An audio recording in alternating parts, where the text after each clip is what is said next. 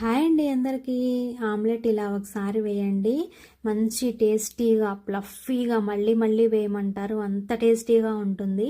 ముందుగా మిక్సింగ్ బౌల్లోకి సన్నగా కట్ చేసుకున్న 2 ఆనియన్స్, సన్నగా కట్ చేసుకున్న ఒక పచ్చిమిర్చి, టేస్ట్కు సరిపడినంత సాల్ట్, పసుపు, కారము, సన్నగా కట్ చేసుకున్న కొత్తిమీర వేసుకొని హ్యాండ్తోనే బాగా ప్రెస్ చేస్తూ మిక్స్ చేసుకోవాలి. తర్వాత 2 ఎగ్స్ని ఇలా పగలగొట్టుకొని యాడ్ చేసుకోవాలి. ఇప్పుడు విస్కర్తో బాగా బీట్ చేసుకోవాలి.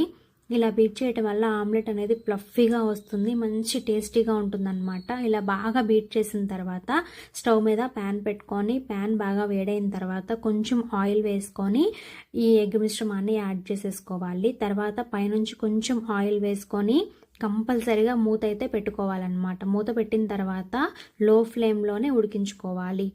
తర్వాత ఇలా 2 సెకండ్ సైడ్ కూడా తిప్పేసుకొని ఫ్రై అయిన తర్వాత ప్లేట్లోకి తీసుకొని సర్వ్ చేసుకుంటే